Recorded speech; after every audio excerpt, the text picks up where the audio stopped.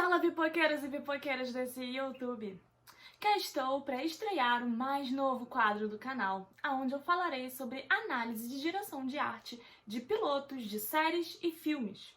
Nesse começo eu vou abordar apenas o piloto, para o vídeo não ficar muito extenso, e aí, mediante a demanda de vocês, o que vocês quiserem ver, eu posso fazer de episódios específicos. Hoje eu vou falar sobre o mais novo sucesso da Netflix, Sweet Tooth.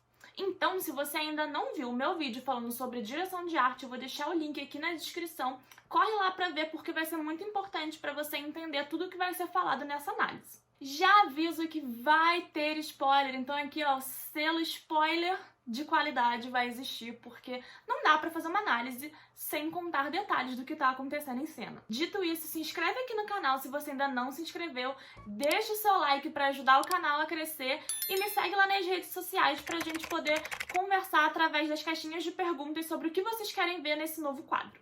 Então bora pro vídeo! Sweet Tooth é uma série que aborda um período pós-apocalíptico, onde a população está passando por uma pandemia causada pelo flagelo que está dizimando boa parte da população. E isso é bem parecido, né, com o que a gente está vivendo hoje em dia. E nesse meio tempo surgiram crianças híbridas, que são metade animal, metade ser humano. E muitas pessoas julgam que eles são a causa dessa doença, mas não se sabe ao certo se eles são a causa ou se eles são resultado dessa doença. Aí é que entra o nosso protagonista Gus, que é meio cervo e meio humano. Gus vive numa floresta com seu pai, que migrou com ele pra lá na intenção de protegê-lo e deles se isolarem, já que os híbridos estão sendo ferozmente caçados. A série começa num típico bairro classe média alta dos Estados Unidos, com aquelas casas que são bem semelhantes entre si, apesar de não serem iguais, com bandeira dos Estados Unidos na porta, que é ali onde vive o Dr. Sign juntamente com sua esposa. Já ambientados nesse bairro onde eles moram, passamos para o hospital no qual ele trabalha. E se vocês notarem, as cores que prevalecem no hospital são as cores amarela, azul e rosa, e tudo isso em tom pastel, então você não vai ver um pink, é tudo bem clarinho. Eu vou aqui também decupar o significado das cores para que vocês entendam como as cores estão 100% ligadas com tudo o que remete ao universo da história. Por exemplo, o azul nesse caso simboliza a harmonia, a fidelidade, a simpatia, o divino, a fantasia, além de ser uma cor que transmite tranquilidade e por isso prevalece no ambiente hospitalar dessa série. Já o amarelo é uma cor muito contraditória e simboliza otimismo, traição, inteligência e todo tipo de hipocrisia. E se você viu a série, você vai entender que tudo isso faz muito sentido quando você chega lá nos últimos episódios. Além de ser uma cor que remete à advertência e à criatividade. Enquanto que o rosa simboliza a suavidade, o doce, o delicado, e é a cor da suavidade. E aí no hospital o caos começa. Começam a chegar pessoas com os sintomas do flagelo, que você identifica por eles estarem com um mindinho tremendo, além de sintomas de gripe e febre alta, e essas cores também se mantêm presentes no figurino das pessoas que entram no hospital. Já ambientados no hospital, vemos um homem que depois vamos descobrir que é o pai do Gus, enterrando uma TV numa floresta.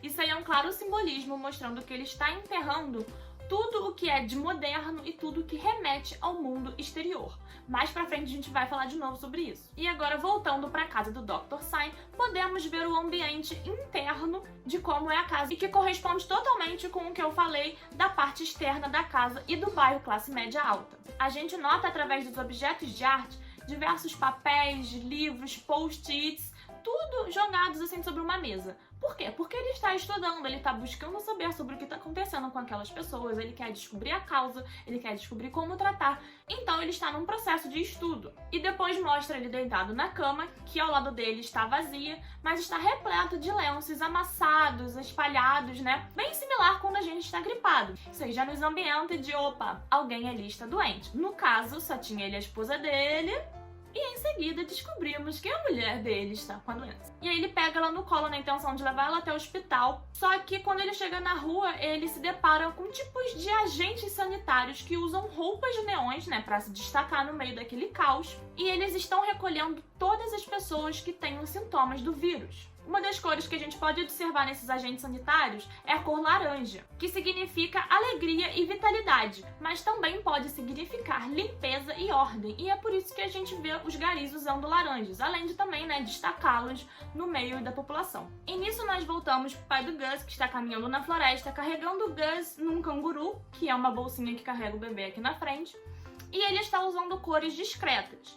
Mas se vocês repararem, na mochila que ele carrega e nos elementos que compõem o visual dele, existem cores para destacar eles naquele ambiente, ainda mais que mostra eles bem de longe. Porque, por exemplo, se ele estivesse todo de neutro, vocês iriam olhar para qualquer lugar, vocês poderiam olhar para uma árvore lá no fundo, porque ele não seria o foco da cena. E como ele é o foco da cena, ele precisa de pontos de cores para chamar atenção. Novamente, no hospital, podemos ver os elementos rosa e azul.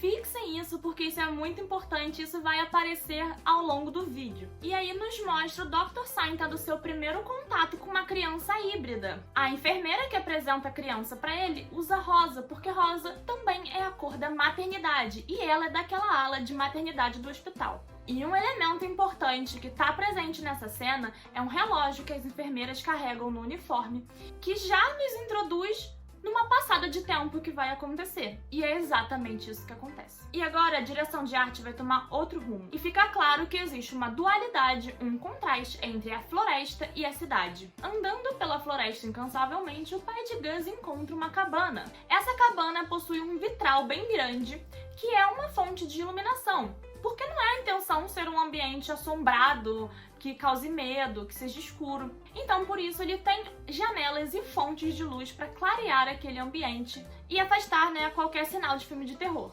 Com o Gus ainda pequeno, o flagelo ainda está em alta, a cidade está um caos. A cor amarela também se faz presente no ambiente da floresta.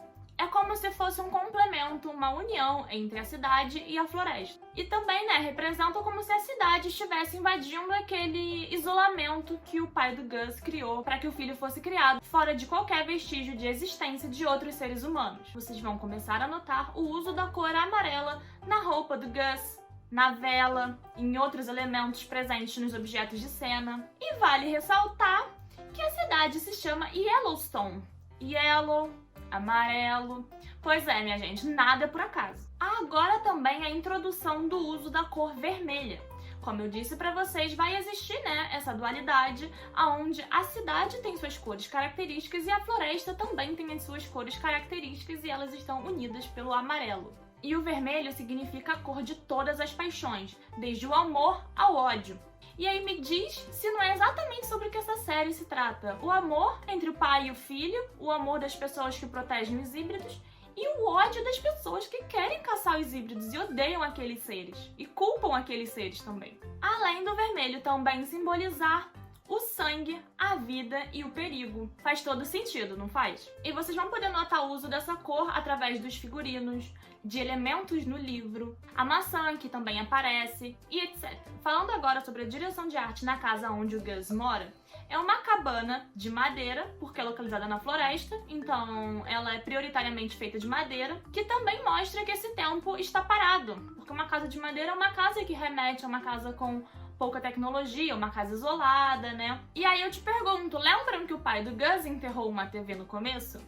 Ele também enterrou depois uma caixa de lembranças de memórias com itens do mundo exterior para que isolasse totalmente o Gus da convivência e até da existência dos seres humanos. E a casa do Gus também, a maioria dos móveis são feitos de madeira porque eles estão isolados, então a maioria do que tem feito ali foi o pai do Gus que fez. É um ambiente simples, com muita textura, com muitos trabalhos de textura. Não tem muitos ambientes, se vocês repararem, o foco tá na parte central da casa, mas existem duas extensões. E é uma madeira velha, bem típica mesmo de uma cabana na floresta. O tempo começa a andar rápido na série e vai mostrando o crescimento do Gus. Agora ele já está maior, mas como a situação no mundo exterior ainda está ruim, ele começa a ficar sem acesso a roupas. Então ele começa a utilizar as roupas que ele já usava quando ele era criança. E a gente pode ver isso através do casaquinho de tricô amarelo que ele usa. E aí fica até pequeno nele, você vai ver que começa a ficar meio apertadinho, porque é uma roupa que ele usava quando ele era bebê. E seus poucos figurinos permanecem no uso do amarelo e do vermelho.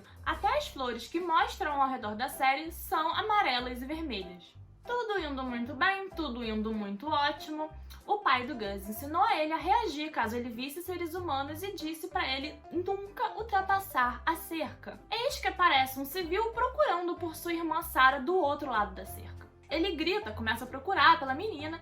O pai do Gus vai até ele e logo de cara a gente se depara com um homem com um figurino laranja que destoa de tudo que a gente viu nessa parte que focou somente na floresta. E na real ele está procurando híbridos, então ele acaba vendo o Gus, o que faz com que ele pendure laços rosas na grade para dizer que aquele lugar está marcado porque existe um híbrido.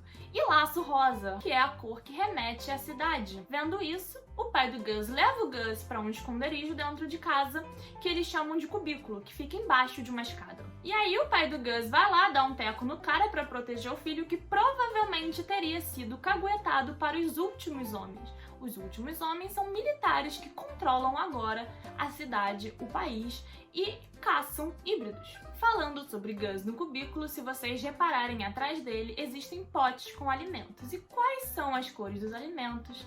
Vermelho e tons de amarelo. Vocês repararam? Pois é. Agora vamos para o Spoiler Master.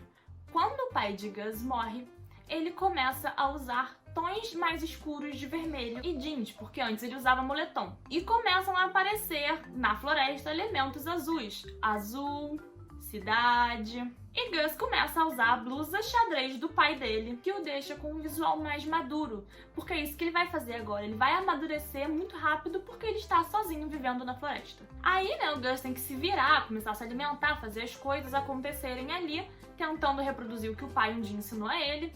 Eis que ele causa um pequeno incêndio que provoca uma fumaça muito grande. E aí, né, cansado, sentindo a falta do pai, o Gus decide que vai sair da floresta e vai atravessar a cerca. E nessa parte a gente pode notar que as árvores por onde ele passa já não são verdes e floridas igual eram antes. São árvores secas, pontiagudas, que remetem a espinhos. E logo isso já deixa claro pra gente que algo de ruim vai acontecer ali. E é exatamente isso que acontece porque os humanos acham ele. E esses homens usam roupas camufladas com textura de plantas, óculos quebrados, aparência de sujo, porque eles estão em missão correndo atrás de híbridos para poder entregar para os últimos homens. E eles capturam o Gus através de barras de chocolate que, pasmem, a embalagem é amarela, porque é literalmente a conexão, né? Um objeto que vem do mundo exterior e invade o espaço do mundo da floresta.